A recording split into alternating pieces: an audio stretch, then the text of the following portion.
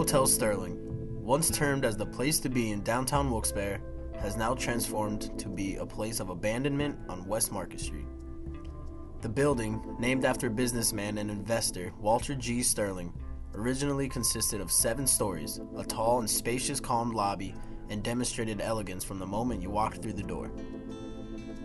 The historical building withstood many natural disasters, including the notorious 1972 Agnes flood, thus symbolizing the character of the city of Wilkes-Barre, tough, beautiful, and prosperous. Now, the Hotel Sterling, abandoned and forgotten in many of our minds, remains a distant memory for the present and future generations in Wilkes-Barre. This is a story of one of the most historical, elegant, and sophisticated buildings in Wilkes-Barre during the 20th century. This is the Hotel Sterling, Rise and Demise.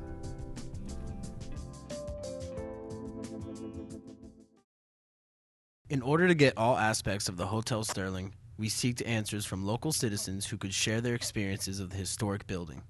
We gathered information regarding what the Hotel Sterling was like in its heyday, as well as what it has become currently. Tom Mooney, a local professor, writer, and journalist, had a lot to say when recalling his experiences at the Sterling. Sterling has been a major presence in downtown Wilkes-Barre for many years, more than 100 years, in fact. The original 7-story building was constructed back in the 1890s on the site of the old Wilkes-Barre Music Hall, a very popular theater. It was one of the most popular hotels in town for decades afterward, during the years when Wilkes-Barre was a growing and increasingly prosperous community, and hotels were very much needed. In the late 1920s, the owners of the Sterling decided to build a 12-story addition, which they then did. That required purchasing a smaller hotel between the 2 buildings and incorporating that into the Sterling. At some point, a North River Street building that was known as the Annex was also added to the Sterling property. So it was essentially a compound of 4 separate buildings constructed at different times.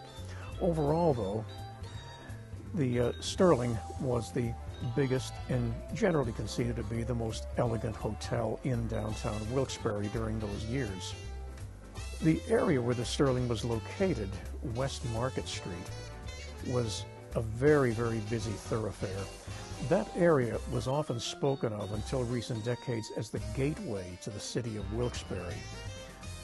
That's because it made a very nice skyline, and if you were coming over the Market Street Bridge, it looked as if you were entering a nice, big urban community.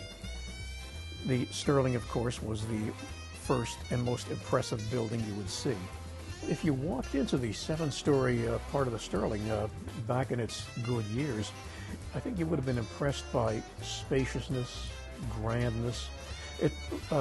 You had the feeling that you were in a place of importance, and that the Sterling was the place to be if you were holding an event or attending an event there. So just walking in there and seeing where you were, looking around, the Sterling had what I call a wow factor that other downtown venues of that time, that is up until maybe the 1960s, really did not have. If there was one word that comes to mind when you were to enter the main lobby of the Sterling Hotel, it would be big city elegance. The main lobby had a very high ceiling. Everything appeared to be marble. It was a place where guests could meet and congregate, but the general appearance was not the utilitarian appearance of a hotel today. It suggested big city, even European elegance. The Sterling was very much famous for its dining facilities. There was a lunch counter down on the main floor that operated for breakfast and lunch, but the big feature in the Sterling was the huge dining room serving individuals and entire families, and on Sunday it offered a smorgasbord that was popular throughout the area. That was a place to go on Sunday if you wanted really good dining. I worked at the Sterling one summer in 1963. In the mornings I'd work at the lunch counter. Later in the day or in the evening I'd work in the dining room. And you never knew who you were going to see there. All sorts of business people, well-known local people, people you knew. The Sterling, in other words, was a place to be. The Sterling was where you would hold, let's say, a service club meeting. The Sterling was where you would hold a graduation event. The Sterling was where you would hold a convention, all of them catered, of course. Over the years, there were some famous people who stayed at the Sterling. That is, if a well-known person came to Wilkes-Barre, the Sterling would be at least one of the top choices to stay. During the years, in the early decades of the 20th century, and this is something that people have forgotten, Wilkes-Barre was a major entertainment center. The downtown had a lot of theaters, Broadway-style theaters, and we got to see plays before they made it to the big city. And some very, very famous people would appear locally. I often wonder if anything like the old guest books had ever been saved. If they did, they would probably contain some very famous names. Even in the 60s, when I worked there that one summer, I remember one instance in which a very famous band leader at the time, Sammy Kaye, who was here to do a concert, stayed at the Sterling. So naturally, the people down around the kitchen were all excited. The famous Sammy Kaye is staying here. I think he ordered lunch to be sent to his room, and he specifically requested, newspapers and things. And somebody somewhere downstairs made a mistake, and I think did not include the newspapers. And then the person bringing lunch up to Sammy Kaye had to apologize and come downstairs and finish his order. What I remember was that it was a little bit of embarrassment running through the whole staff there, which I was a part of, because they had forgotten to send Sammy Kaye's newspaper up with his lunch. So the Sterling had an ambience that I don't think any other hotel of that time could match. There's another way that I had contact with the Sterling. I was a participant in various events there. Organizations that I belonged to sometimes held meetings or dinners in the various rooms there. And there was again a third way in which I had contact with the Sterling. In the 1960s, King's College began renting the upper floors of the old original part of the Sterling, the 7-story part, for dormitory space. There were still people living on the lower floors, and the 12-story addition was still accepting overnight guests. But the upper 3 floors became part of King's College, and as you might expect, it was a typical college dormitory. A lot of noise, a lot of confusion, a lot of people running around, a lot of visitors.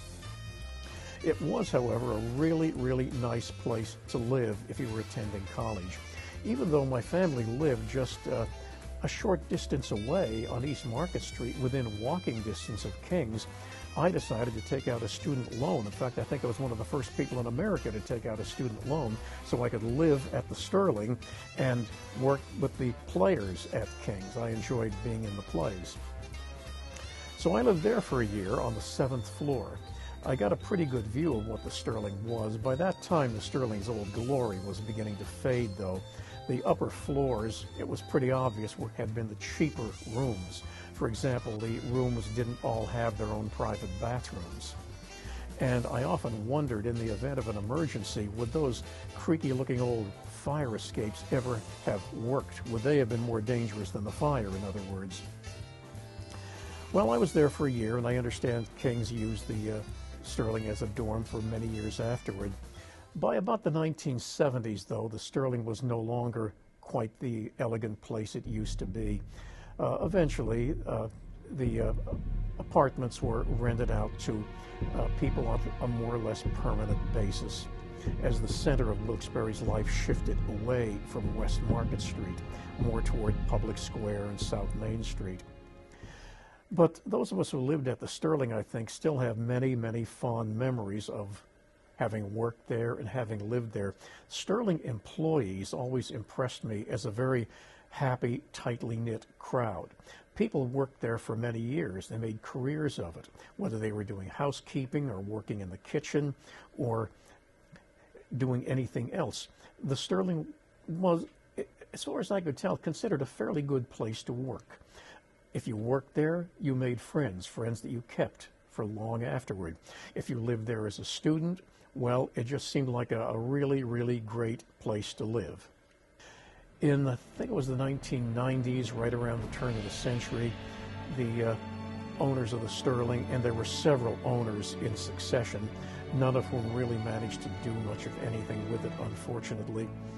Finally, had to clear out the 12-story building, which later on was torn down. Like many other people, I was very saddened to see the Sterling fall into decline, but I guess that was inevitable. Downtown hotels in many cities were running into problems similar to that. The Sterling's decline led to a serious debate, specifically in the northeastern region of Pennsylvania. Should the Hotel Sterling be renovated and resurrect the grace it once had, or should it be demolished, wiping away a century worth of memories? This led us to Wilkes-Barre City Hall, where we spoke to Mark Berry, the grant coordinator of City Hall, and Kurt Sawyer, the director of Department of Community Developments. They chose not to have their faces shown for identity and legal purposes, but allowed us to record the meeting. Basically, the developer that was working with the county before the project even became a city project whatsoever, they went out and they did a feasibility study that looked at what would be the possible options for that building, and they came up with really three. The first one would be the full restoration of the building, and they did a market analysis as far as what types of building or what type of businesses you might put in there. At one point they were going to say the top 2 floors were going to be apartments, the 3 floors in between were going to be office space, and then the 2 other floors were going to be retail space. And that's what, so they did different studies on, okay, the population here, what the interest would be, would those businesses make it, could you fill the office spaces, could you rent those apartments, and things along those lines. So it was a pretty in-depth type of study. So long story short, once they got done with that and they looked at it, they realized that it would cost anywhere from $26 to $35 million. Now these are ballpark figures to do that. So that was full, complete renovation of the building itself. They gave us a second option, which they called partial demolition, which in essence they were just going to take the first 2 top floors off and leave the existing 4 or 5 there. And similar type of concept, there would probably be some retail businesses in there, might be some office space. I don't know if they were going to put apartments in that particular type of phase. But anyhow, in doing that, they were saying that would probably take or cost anywhere from $13 to roughly approximately $19 million if you're going to be, proceeding that way. Then unfortunately, the last option they looked at was the demolition option. And at this point in time, when they came up with the study, they were saying it was going to cost anywhere from $900,000 to roughly $1.2 million to demolish the building. But that's really what the developer that was working for Luzerne County had looked at as far as the use of that site. And then I think at that point is then when the direction was made as far as what was the county, what was the developer, what did they want to try and do with that particular site. And then it kind of falls into, unfortunately, they realized, okay, they looked at the different resources and funding that was out there, and they realized, well, we're not going to be able to come up with the $35 million it's going to take to renovate the whole thing. And in fact, they couldn't even come up with it, the partial restoration of the building. So at this point in time, they looked at it and said, well, our only option is going to be option 3, which was going to be demolition. And then that's when they put the package together where they had said, okay, we're going to try and have Luzerne County, work here with the city. And we had talked earlier about the city had applied to get some gaming funds that were going to be used for the restoration of the building. And then unfortunately, when the decision was made, really, from the developer saying, okay, well, we're not going to be able to restore this building. We're going to need to go with the option, unfortunately, of demolishing it. Those funds then were basically revised over to actually be used for demolition. Demolition of the Sterling became the obvious and more appropriate choice. However, demolition is as easy as swinging a wrecking ball around and knocking over buildings. It takes a specific process in order to be completely successful. The process for the demolition of the Sterling, however, was and still to this day is continuously prolonged due to restriction and funding issues. And one agency responded that we have an endangered species living on the Market Street Bridge, which opened up a whole new can of worms. We had to get approval from the Pennsylvania Game Commission prior to any work being done on that building. We have certain restrictions on the demolition. We can't blow the building up. Yeah. right? We have to start in certain areas to tear it down, not to disturb their nesting season. There's so many issues. We have to get approval from HUD. We have to get approval from the state. I mean, there's issues that can happen at a moment's notice. Like I said, I am sending letters out to these agencies today. These agencies today, telling them about the release of funds. I don't know what kind of surprises they're going to give me. Like this, you got to figure out, okay, where am I going to get this funding? And a lot of times for CURT's funding, which is federal funding, there's lots of regulations and rules and hoops and things that you have to jump through till you get it to the point where finally the federal government will say, okay, fine, we'll release these funds to you. But during that time frame, it's going to take time. It's going to take some months, and you know, sometimes it could take years, unfortunately. So, I mean, that really is, a lot of people just say, oh, geez, why don't they just tear that building down? Well, easy to say that, but as far as to actually get the money to do that, it's quite a process to get to that point where you physically have access to the funds and you can say, all right, we can proceed with bidding the job and eventually bringing the building down. Once demolition was the final answer in the fate of the Sterling, the citizens of Wilkes-Barre were not happy, to say the least. Protests began in front of the historic building titled Save the Sterling. We were able to contact one member who in March of 2011 participated in the Save the Sterling protest. Well, we're all here in the hopes of saving the Sterling. We're here to see an old beauty that has sit far too long here in this particular area. It needs care, it needs to come back. There's a lot of memories attached to the Sterling. A group of us have been talking, and it certainly can come back as a hotel. Why not? It was a hotel once. It'd be perfect. The city is growing, the surrounding area is growing. The hotel is perfect with restaurants and ballrooms, just as it used to be. It's been done in other cities throughout the country. Can we bring this back? Sure, we can bring this back. Her name is Sally Healy, a former code enforcer for Wilkes-Barre.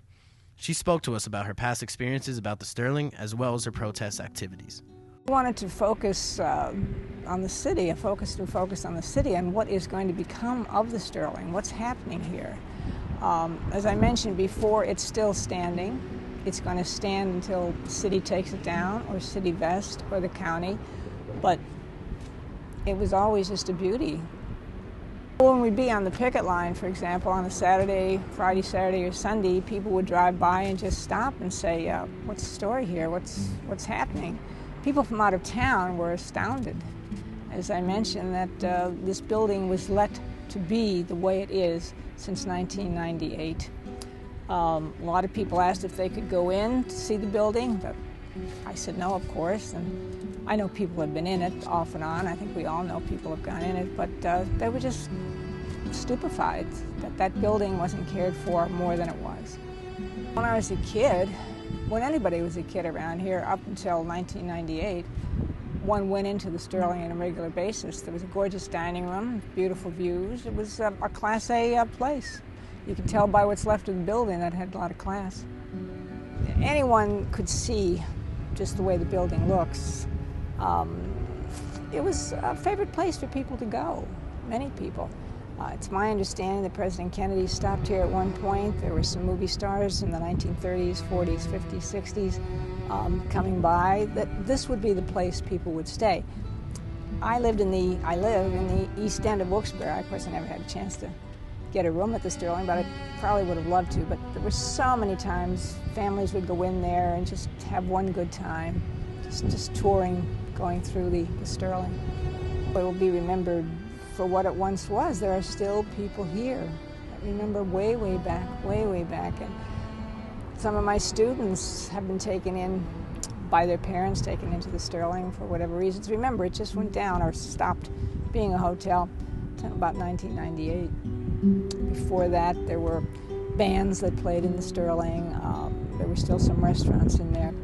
Besides the glamorous events and the overall beauty of the exterior, our interview, we spoke about the luxurious interior of the hotel. The Sterling had all sorts of possessions in there. For example, there were really nice paintings lining the hallways, something you would never see in a hotel today. I have no idea what happened to all those accoutrements, but collectively they were among the things that made you feel like you were in a special place. When you would look up and you would see the elegant lighting, when you would walk down a hallway and see the beautiful paintings on both sides, you felt as if you were in a really, really nice place. It's a historic building. We have to save a lot of stuff in that building. That has to be transferred. Some of the artifacts, some of the columns, some of the architecture inside the building have to be saved by the contractors who demolish it, turned over to the Luzerne County Historical Society for their display, and I think it's going to be able to sweat one homestead. Little by little by little, things became missing, and that's the big thing. It's kind of a sad feeling. It's just people coming in, taking things, putting things on eBay, selling things. How they get in, there's many ways to get into Sterling if you want to. It's just the idea of pillaging something, and something that was once an old beauty. Yes, some of the building's artifacts have been lost throughout time, but we were able to find one piece of history from the hotel. Dave Corll, an avid and enthusiastic art collector, restored a chandelier that was once placed in the lobby of the Hotel Sterling, thus trying to revive the elegance the chandelier previously had. I was at an auction in Dallas, Pennsylvania, and there was a chandelier hanging from a rack that was twisted, bent, like a Twisted Sister kind of thing. It was off kilter. It was missing half of the crystals. It was in terrible shape, and the auctioneer mentioned that it was the third time that he had sold it in his auctioning career, that people buy it, but they don't know what to do with it. And it had been laying in a barn somewhere out in the country, and up it went. The auctioning, the bidding started, and I bought it for $1,200. And then I kind of had buyer's remorse, but I got over it quickly. And there was a whole story about it coming from the Sterling, and I thought it would be interesting. So I had it delivered, and we hung it to fix it after we had a good day. I guess I looked at it for a month or so, and I brought one of the guys that works with me, a young man named Isaro Castro, who is very talented, and he took it apart. Shined every piece, rewired the whole thing. It was fun. It was fun putting together everything, because when Debbie bring it in, it was with shorts on the cables, a lot of crystal loss, and he spent I think a lot of money to get the things from I don't know from where, but he get all the parts lost, and I'm in charge to put all together. Take me a long time, like 3 months. I thought it would be a good centerpiece for the restaurant, which was in my brain, that I was going to build. And I thought that with the ceilings that I have around here, that I would be able to put it up somewhere. The restaurant that possesses this sophisticated piece of art is none other than the Canteen 900, located in 44, Pennsylvania. Abby Singh, a manager at the restaurant, claims the restored chandelier brings local credibility to their establishment.